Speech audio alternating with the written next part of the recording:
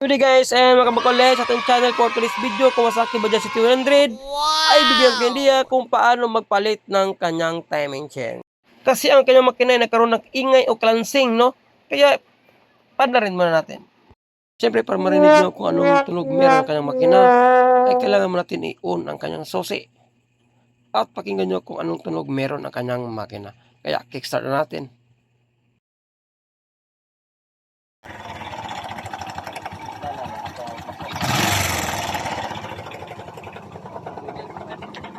Tapes ka muna.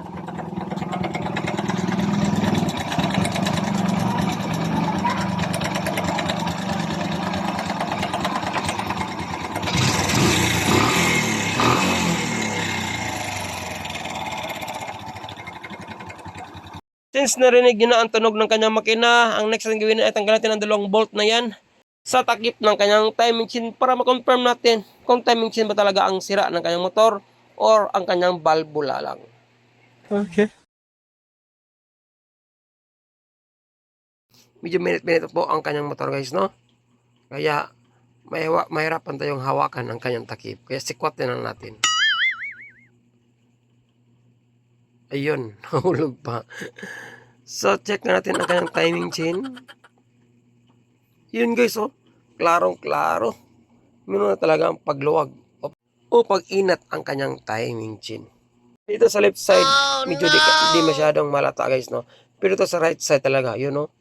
Ang tensioner toaster natin guys ay di na masyadong nakatulak, no? Kasi guys, meron na talaga ang pagbitay ang kanyang timing chain. Kasi kapag naka-full adjust ng ating tensioner toaster, kasi yan po ay self-adjust, ang ating timing chain ay magkaroon na ng paglaylay. So, mean to say, kailangan natatagay yung mapalit ng timing chain. So, sa video ito guys, pakita ko sa inyo kung paano magpalit ng timing chain ng Kawasaki Bajaj City 100. Loads, Pops, Idol. Anong mangyari sa ating motor kapag hindi natin pinalitan ng timing chain? Una-una guys, magkaroon tayo sa ingay, no? Parang clansing. Habang patagal ang ingay na binulot ng ating timing chain, palaki naman ang kanyang pagbitay o paglaylay. Kapag pinabayaan natin ang sitwasyon ng ating timing chain na nagkaroon ng paghaba o pagbitay, maaaring lulundag ito sa kanyang camshaft sprocket. Kapag lulundag, magkaroon ng pag-wrong timing sa ating valvula. Maaaring mapuputol ating valvula, matama nating mapiston, at magkaroon ng problema sa ating combustion chamber. Pasimulan natin trabaho ay baklasin natin ang kanyang magneto cover. Unay mo tanggalin ang kanyang change pedal. Meron siyang 6mm na bolt. Kapag napanood nyo itong video na ito guys, is kaya na mag-DIY, no? Ang problema lang kung meron kayong pang tanggal na magneto, dyan kayo mahihirapan. Kung wala guys, is maaari kayong manghiram sa mga kakilanyong mekaniko or sa mga shop. So yun, medyo pinahirapan tayo sa kanyang change pedal. Kasi first time na pong nabaklas ang kanyang makina guys. Kaya virgin na virgin pa ang mga bolts sa kanyang makina. So next, tanggalin natin ang lahat ng mga bolt na makita natin sa kanyang crankcase cover. Kung ikaw ay bago pa lang sa ating channel, kung sa tingin mong video na ito na ginawa ko ay malaking tulong sa pagsayos at pag-resolve ng iyong motor, sana ay huwag mong kalimutang mag-subscribe sa ating YouTube channel at pakipollow na rin sa ating Facebook page. Maraming salamat po sa inyong pagsuporta. Yan, natanggalan natin ang kanyang mga bolt. Next, tanggalin natin ang kanyang crankcase cover. Dito na natin makita ang kanyang magneto. Sa kanyang magneto is meron siyang nut na 14mm. So, ang gamitin natin ay 14 na socket. Kapag maluwagan na natin ang kanyang nut, tanggalin na natin guys. At next, ilagay na natin ang ating puller. Ang puller natin gagamitin ay TMX type na pang counterclockwise ang paghigpit ng ating puller. So, kabaliktaran po ang kanyang paghigpit guys, pa counterclockwise. Before natin tuluyan tanggalin ang kanyang magneto, ay papakita sa inyo guys kung ano ang timing ng ating magneto. So nakita nyo ang arrow na yan at guhit na yan, yan po ang kanyang timing mark. Yung may letter T na yan. At the same time, yung guhit sa ating camshaft sprocket at arrow din sa ating makina, yun o, nasa taas na yan. Dapat po nagka-coincide na yan. Yan po ang tamang timing ng ating camshaft sprocket. Ito po ay napakahalaga. Lalo-lalo na sa mga nag-DIY, no? At baguhan pa lang sa pagbaklas ng Kawasaki Bajaj City 100 sa kanyang timing mark. Para kapag nag-assemble kayo at nag-bart ng timing chain, ay alam nyo na kung ano ang tamang timing ng ating magneto at camshaft sprocket. So, pwede natin tanggalin ang kanyang magneto guys. Gagamit muna tayo ng adjustable para pang depensa na hindi iikot ang ating puller. Siyempre, kailangan natin siyang higpitan para hindi magkaroon ng pag-slide sa ating thread ng ating magneto. Tapos, kapag goods na at mahigpit na ang ating puller, saka natin ilagay yung stud bolt niya na malaki o bolt sa gitna ng ating puller. Since 17mm po ang ulo ng ating bolt, kailangan gagamit tayo ng back wrench. Para meron sa alog o parang vibration sa ating magneto since first time pa natanggal, kailangan natin siyang umpugin gamit ang ating martilyo. Yan po ay malaking tulong sa pagtanggal ng ating magneto. Lalo na ito ay first time pa lang. Kasi kadalasan ng mga magneto ng mga Bajaj 200 ay sobrang higpit talaga o sobrang kapit na kapit. Lalo na sa mga first time at never pang napaklas ang magneto. So, pupukin natin ng kaunti guys, pang vibrate lang, no? Pang alog lang sa ating magneto. Tapos, saka natin pupukin ang ating 6mm na back wrench. 17mm na back wrench. Yan, bininas tayo guys at natanggal naman ang kanyang magneto na medyo hindi tayo pinawisan ng marami. So, yun ang pinaka-importante guys. So, tanggalin na natin ang puller. At pagkatapos ay tanggalin na rin natin ang ating magneto. Dito natin makita ang kanyang stator assembly guys, no? Nakakapaloob sa kanyang magneto. Medyo may kainitan pa. Kailangan natin sapinan ng basahan. So yun, ito na nga ang kanyang stator assembly. Meron siyang tatlong allen na bolt dyan guys na parang nakatriangle ang posisyon, no? So kailangan tanggalin natin ang allen na bolt na yan na 5mm gamit ng ating impact na allen. So ito yung medyo may kahirapan guys, no, na kasunod ng ating magneto. Kasi nga, since never pa ito nabaklas, maaring kapit na kapit ang kanyang backplate. Ito yung kadalasang problema na ma-encounter natin sa Bajaj City 100. Ang kanyang stator assembly, kung paano natin baklasin ang kanyang backplate na hindi natin masisira ang mga bahagi ng mga pisa nito. So meron tayong mga technique guys, no, mga tips, mga simple lang pero epektibo. Since itong motor nito ay never pang nagalaw at tayo pa ang unang nakagalaw. So ito lang gawin nyo guys, no. Kuha lang kayo ng mga flat screw. Maliit. Tsaka malaki. Depende rin kung anong flat screw available kayo. Tapos unti-unti nyo siyang galawin. Na huwag nyo lang pilitin guys. Basta habaan nyo lang ang pasensya nyo. Bawat kanto, galawin nyo lang siya. Kasi bilog po ang backplate ng ating Bajaj City 100. Okay. So kapag gumalaw na yan guys, yan po ay palatandaan na tulad yan. Diba? Gumalaw na siya, umiikot na siya.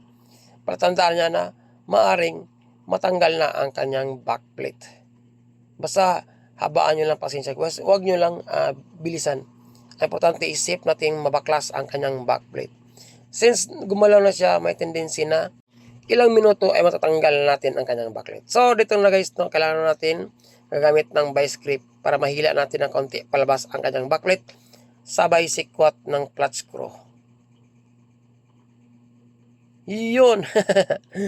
Yan ang mga sekretong malapit natin kung paano natin tanggalin ang kanyang backplate na hindi tayo makadisgrasya sa kanyang stator assembly. Tanggalin natin ang kanyang neutral wire guys, indicator. So ilagay mo natin at isang tabi mo natin ang kanyang stator assembly. So makita natin ang sitwasyon ng kanyang timing chain. Since meron ng paggalaw sa ibabaw, i-check din natin dito guys. Kasi dito sa part nito ay dapat ang timing chain is magalaw din. O meron din pag-inat. Yun o, kita nyo guys. No? Gumagalaw ang kanyang timing chain. Indication na yan na meron talagang problema ang kanyang timing chain guys. Para mabunot natin at mapalabas natin ang kanyang timing chain, kailangan natin tanggalin ang dalawang bolt sa ilalim ng kanyang timing chain guys. Yung parang plate na nakapatong, kung saan nakapatong ang ating timing chain. Luwagan muna natin ang bolt sa kanyang camshaft sprocket.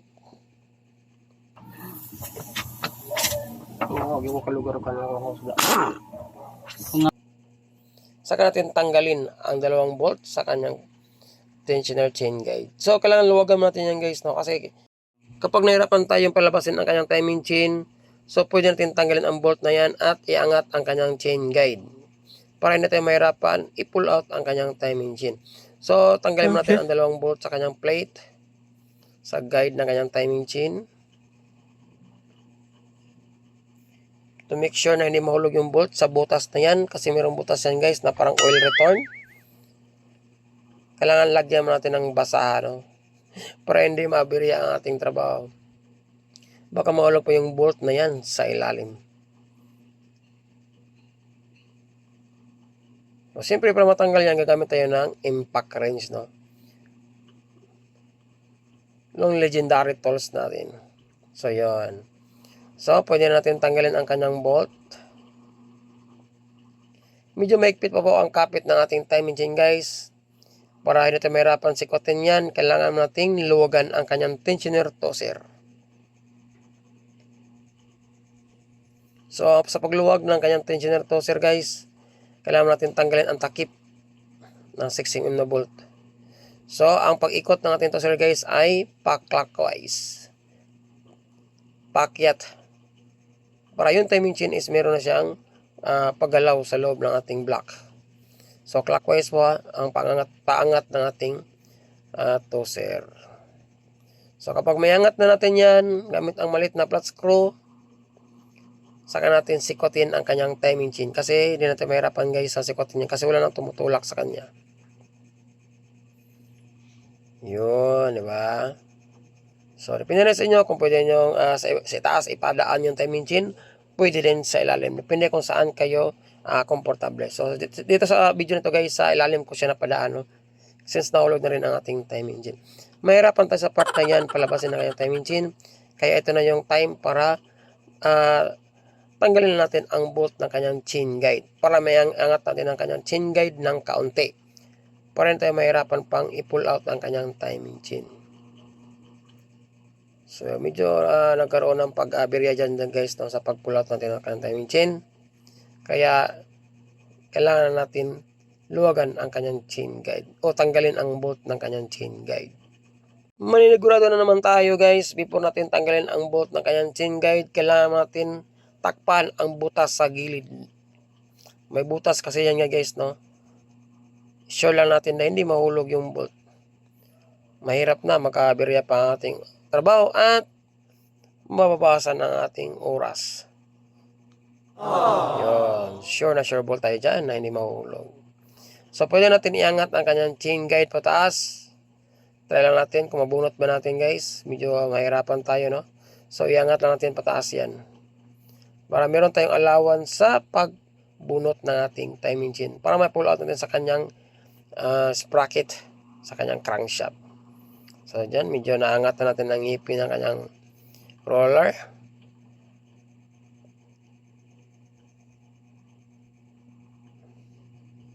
Medyo pahirapan pa tayo, no?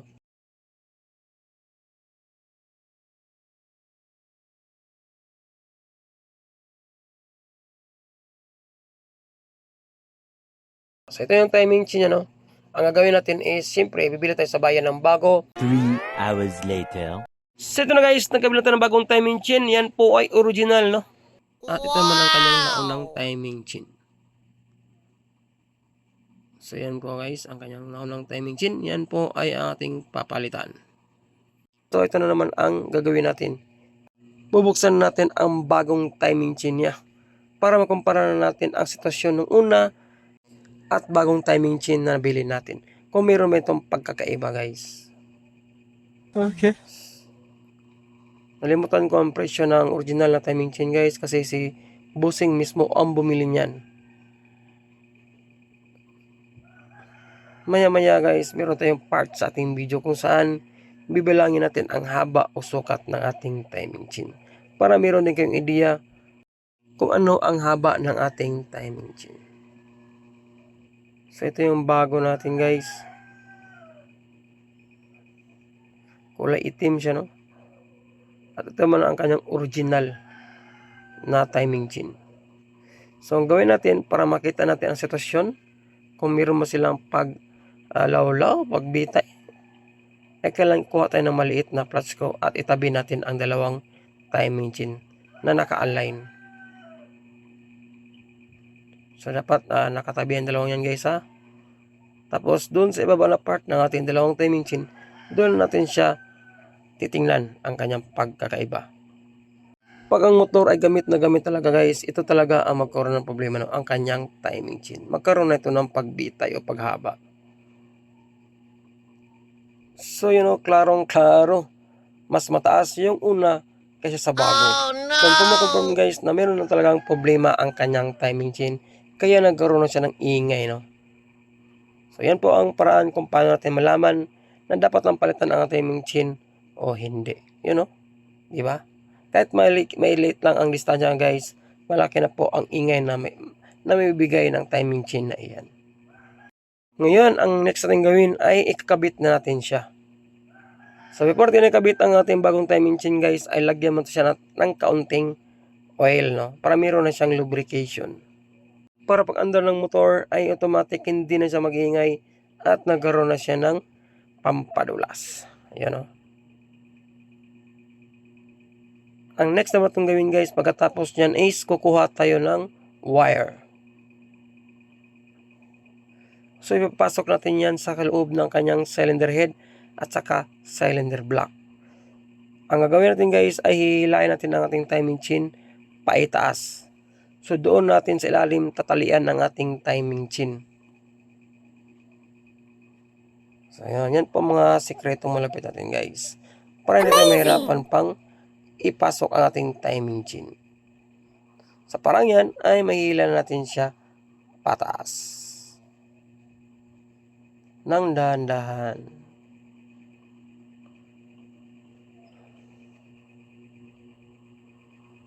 Pasensya na guys, hindi ko napakita sa inyo kung paano i-assemble ang block at saka piston at saka head, kasi ang content lang natin guys ay kung paano ayusin ang kanyang timing chain o paano magpalit ng timing chain.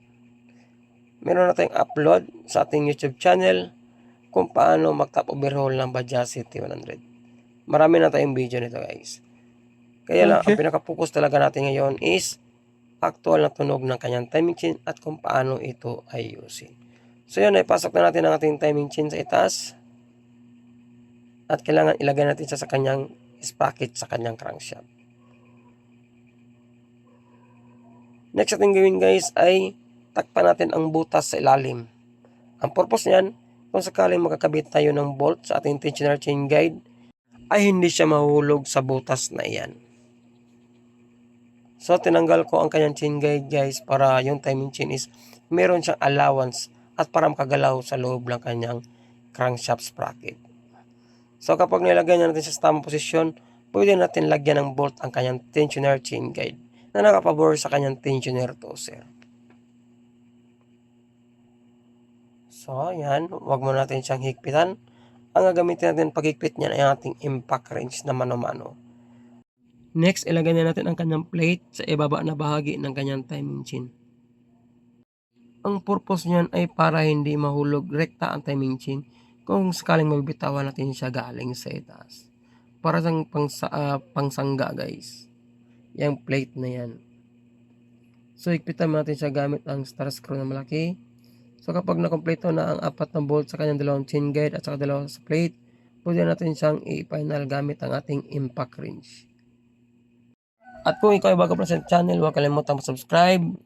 At kung sa Facebook page mo ito ng panood, ay pakipalo na rin. Maraming salamat.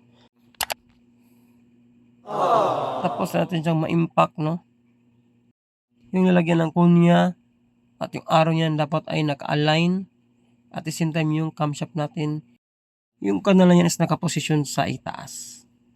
Okay na ang ating timing chain sa ibaba na bahagi. Next naman, ikabit na natin ang ating camshaft sprocket sa ating camshaft. So yung guhit na yan guys, yan po ang kanyang timing mark, no? Yan po ay nakaposisyon sa itaas. So yan po ang kanyang timing mark. Ilagay natin sa kanyang timing chain. So i-adjust lang natin kapag tumama yung tamang posisyon ng ating timing mark. Sikotin lang natin gamit ang flat screw guys. So para namang kanal sa kanyang camshaft sprocket guys, is meron rin guide yan. Tutugma din yan sa ating timing. Itong video na ito ay malaking tulong sa mga nagpaplanong mag-DIY planong magsusubok, magpalit ng timing chain o magdi-DIY. So yan, nakabit na natin ang kanyang sprocket at check nyo ang kanyang timing mark kung tama ba. So yan po ang palatandaan guys ha. Kasi kapag tumama ang ating timing, one click ang ating motor at aandar agad. So dito naman yung kunya at yung arrow na yan na tinuro guys, dapat nag-coincide ang dalawang yan. Important pagpatuloy ang ating trabaho ay bibilangin na natin ang kanyang timing chain. Sa ating timing chain is meron siyang isang ngipin. Sa ngipin is meron siyang dalawang mata. Kapag itinapat natin ang dalawang ngipin, ay maging 4 na kanyang mata. At ang pagbilang natin ito ay by 1. Saka natin ito times ng 4 para makuha natin ang kanyang haba. Kaya bilangin na natin siya guys. 1, 2, 3, 4, 5, 6, 7, 8, 9, 10, 11, 12, 13, 14, 15, 16, 17, 18, 19, 20, 21, 22. Ibig sabihin guys, dito po ang haba ng timing chain ng ating Kawasaki Bajaj CT100. Tapos at time natin siya ng 4, ang magiging resulta ay magiging 88. 88 po ang haba ng timing chain ng ating motor guys. Tandaan nyo lang kung ano ang kanyang sukat para sakaling bibili kayo sa mga motor shop. Okay. So next natin gawin ay ikakabit na natin ang ating tensioner toser. So yung toser natin ay nakatulak pa pataas, saka natin i-release yan. Pag once makabit na natin ang ating dalawang bolt. So ikpitan na natin. Tapos release natin is pa counterclockwise guys. So kapag tapos natin siyang ma-release, i-check na natin ang sitwasyon ng ating timing chain kung pareha ba nung una na maluwag sa ibabaw at saka sa ilalim. Kung maigpit naman siya, ibig sabihin goods na goods ang timing chain natin. Okay. So, check natin.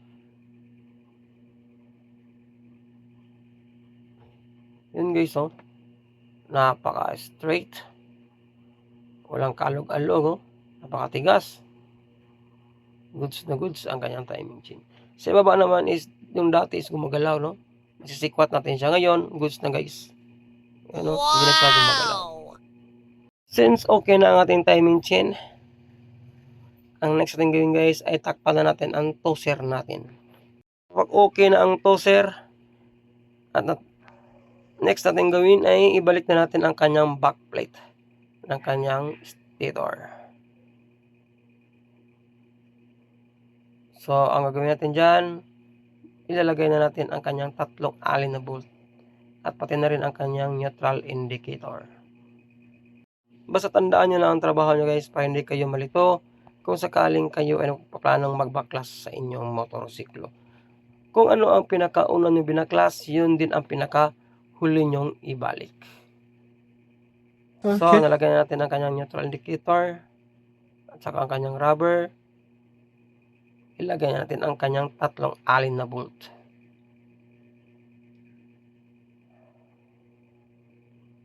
Ang plano talaga ni Bossing guys ay magpapalit ng bagong black set, no? Nag-try na kami yung mag-contact sa seller o nagbibenta ng black set. Kaya lang walang available next month pa daw. Kaya napilitan tayong iparibor ang kanyang motor. Since okay naman ang rebor pero parang pang temporary permanent lang. Depende na rin kung paano nyo i-maintain ang oil o magpapalit kayo ng oil. So nakabit na natin ang Okay. kanyang kunya.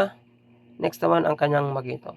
I-sure nyo lang guys na pumasok yung kunya sa loob ng guide ng ating magneto para hindi ito magka-aberya o magluko-luko yung kuryente ng ating spark plug.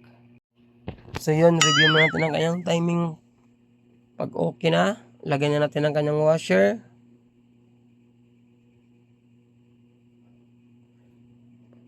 Pagkatapos ng washer, yung nut. Tapos sigpitan natin gamit ang ating air gun.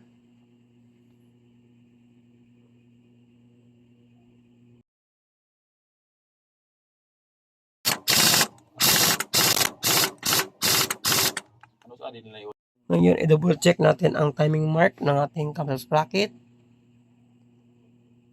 At the same time, ang timing mark ng ating magneto.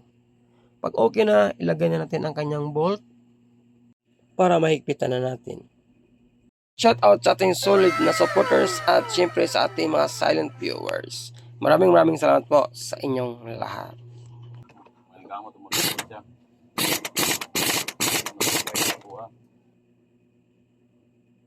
So yun guys, tapos natin maikpitan ang kanyang bolt, ng kanyang caster sprocket.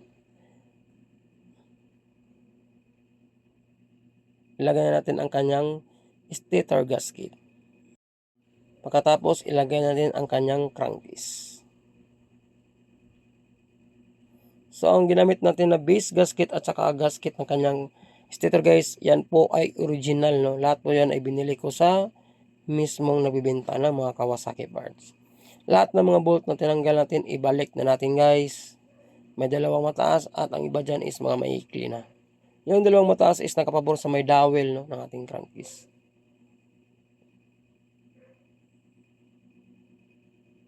Kapag okay na ang ating crankcase, next naman, yung pinakahuli natin na takpan sa kanyang makina ay ang kanyang sprocket ng kanyang camshaft. So yun, goods na kanyang timing, mahigpit na. So takpan na natin siya guys. Ito na lang kulang, no, para mapaandar natin ang kanyang motor. Yan, higpitan natin.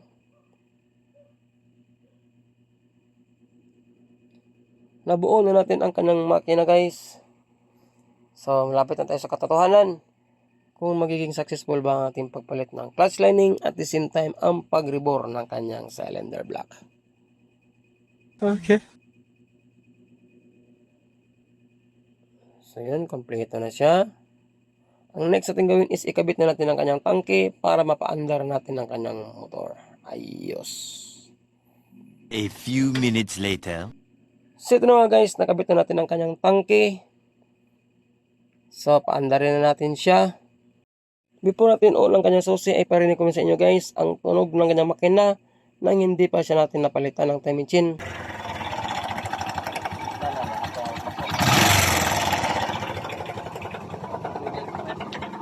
Fix ko muna.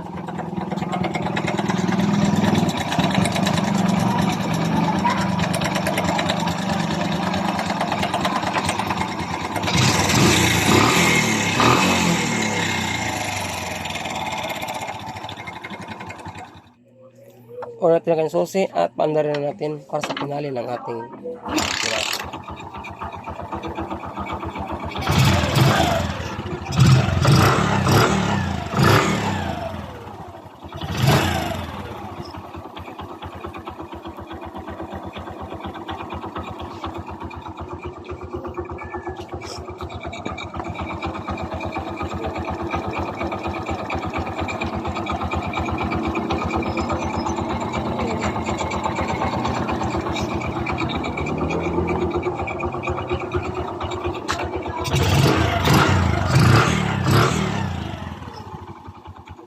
Yun, no, balik brand new na ang tunog ng kanyang makina.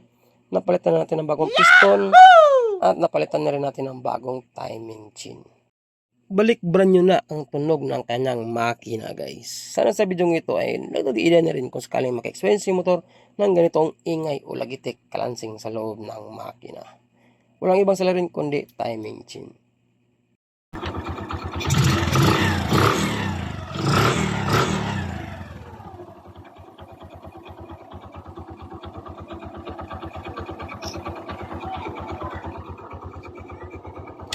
Yun lang guys, no, sa araw na to sana may natutunan naman kayo sa ganang video. Maraming salamat at syempre see you sa next video. Right, chef. God bless at shout out sa ating napakasipag na mekaniko. Ayos.